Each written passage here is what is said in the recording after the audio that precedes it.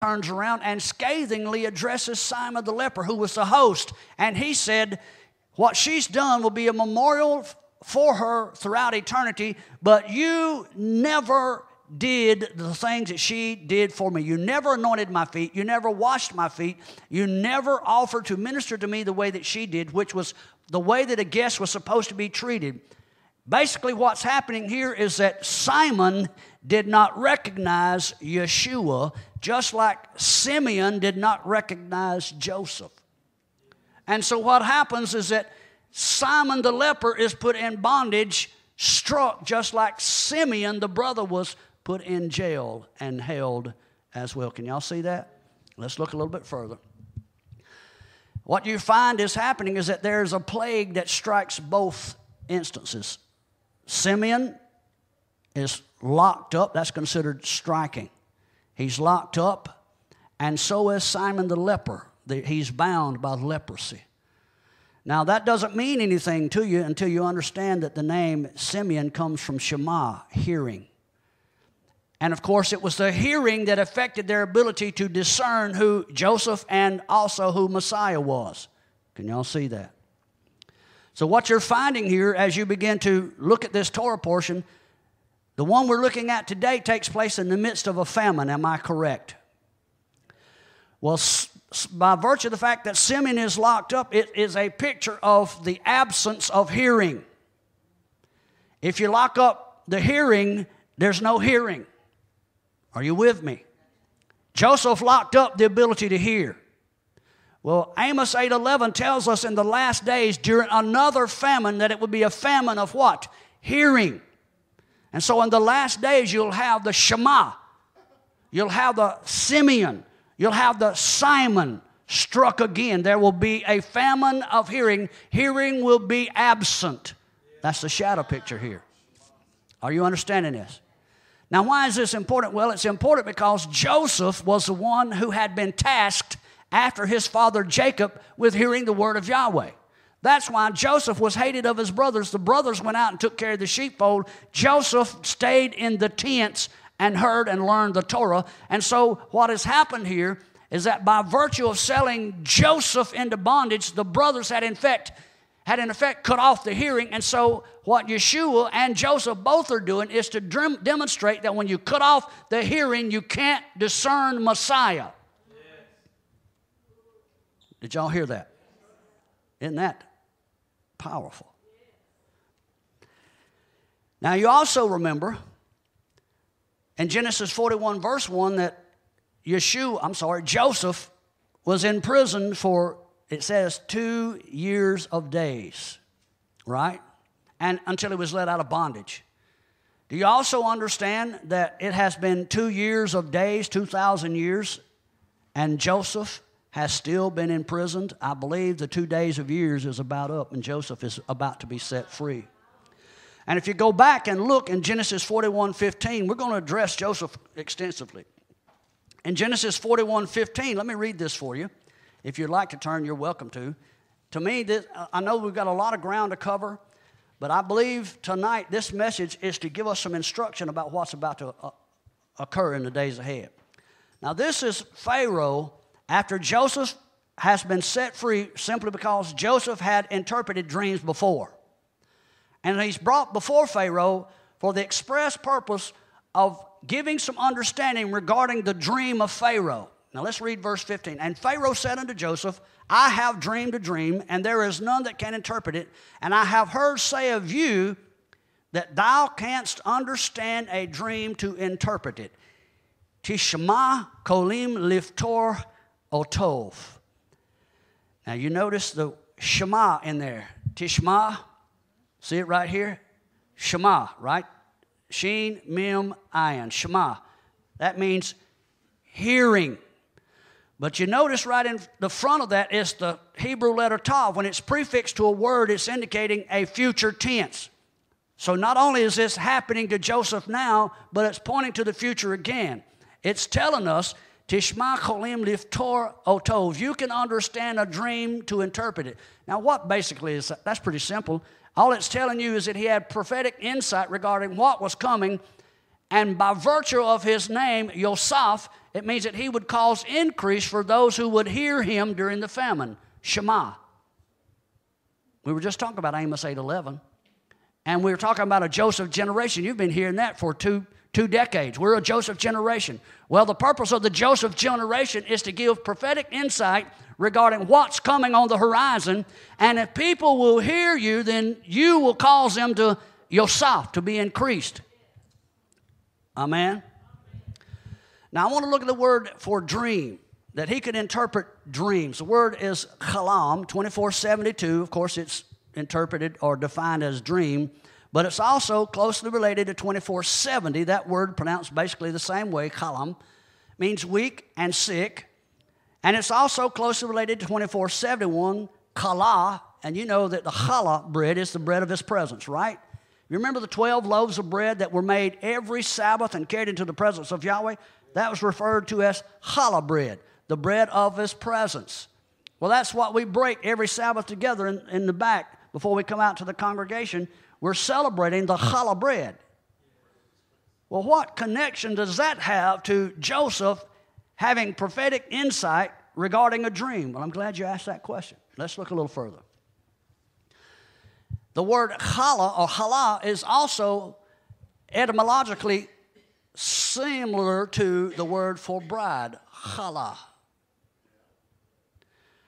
And if you'll notice the word kalam, dream, it's also wrapped around another word, closely related to another word, 2470 word. That 2474, that word is kalan, which means a window or an opening, just like the window or opening in the ark. Do y'all remember that? Now, what we've been accustomed to doing, and I may be going a little fast for you, and so we're going to break it down. If we look at the definition of each one of these words, we're talking about a dream, first of all. And then one of these words means something weak and sickly. And then another word refers to the bread of his presence, the challah bread that represents the bride. And another word actually refers to the bride. And then finally, the last word we looked at refers to a window or an opening in the ark, an opening for which you probably could, what was in the ark? The tablets, the manna, and the rod of Aaron. What's happening here, because this is in the midst, well, actually, this is at the beginning of a famine. So what's being told you here is that during the famine, the bride will become weak and sickly. Why? Because there's a famine of hearing the word, and if she doesn't gather the word, guess what? The bride herself will become weak and sickly. I don't know if I believe that. Well, why do you think Yahweh sends the house of Jacob into Egypt? The house of Jacob was the house, the bride, the chosen ones, and if they had not went into Egypt, they would have been weak and sickly and ultimately have perished. So why is it a stretch to acknowledge that in the last days, if you and I don't go to the place of provision, you and I will also become weak and sickly and ultimately perish?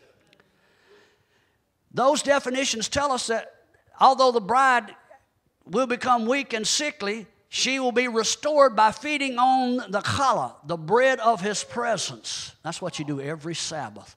That's what you should do when you break out the Torah. You should be feeding this weak and sickly and frail body with the bread of his presence, the living manna from within the ark. Now, it just so happens that this word can also be used in a verb form.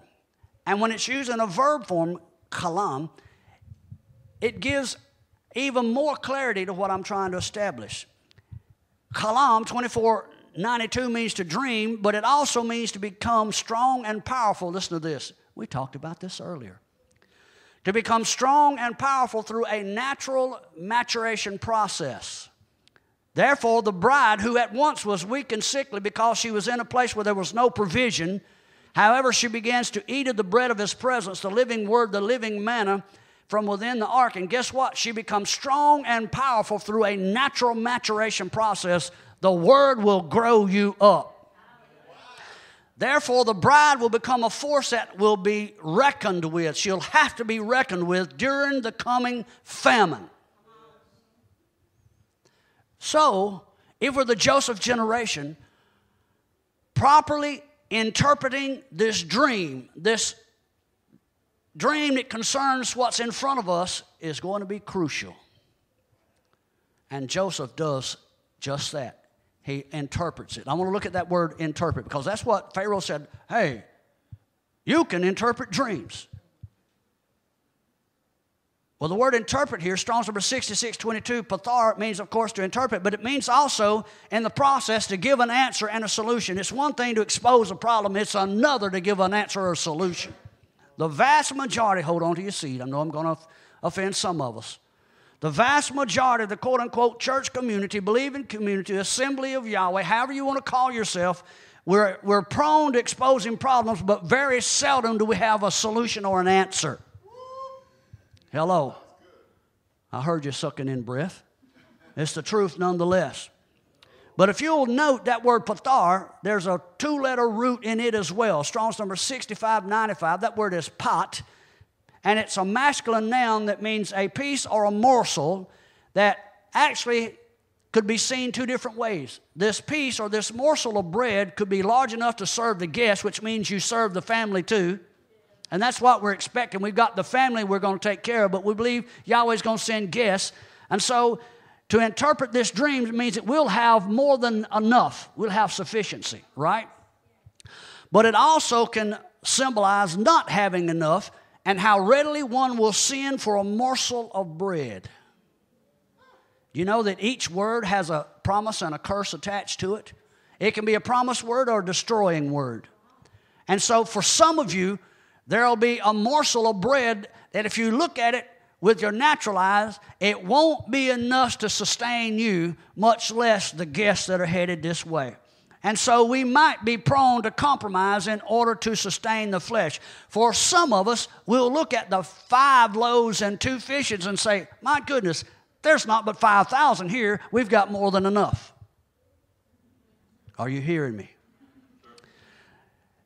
The root of that word pathar, pat, also has another closely related word, same spelling.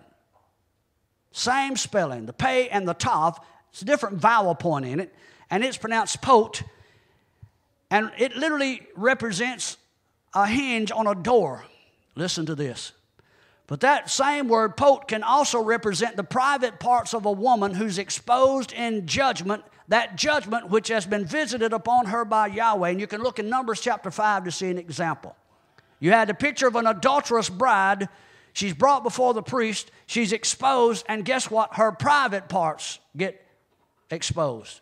Now, the reason I'm sharing this with you is because this dream is talking about properly interpreting what's heading, the events that's heading our way, and having a solution. If we're not careful, we're going to be exposed and judged by Yahweh and be guilty like the adulterous bride, or we will be the bride of Yahweh that will eat of the bread of His presence, and one morsel will sustain us because we trust Him. He is the Yasaf, the one who's able to increase us. Can y'all see that? Now there's a resh, the Hebrew letter resh, that's on the end of that root word, and that resh infers the one who is chief will determine the solution, and that's exactly what Joseph did. Yahweh's going to determine the solution. If you will avail yourself of that living manna, the bread of His presence, He will cause you to be sustained even in the midst of a great famine. That's a powerful word. The choice will be in our hands. We can have more than enough even during the coming famine, or by virtue of the famine, listen to this, sell ourselves into prostitution and bondage and have the visitation of those plagues that the Babylonian harlot's going to have on her head. Revelation 16 through 18. That's why we're admonished. Come out of her.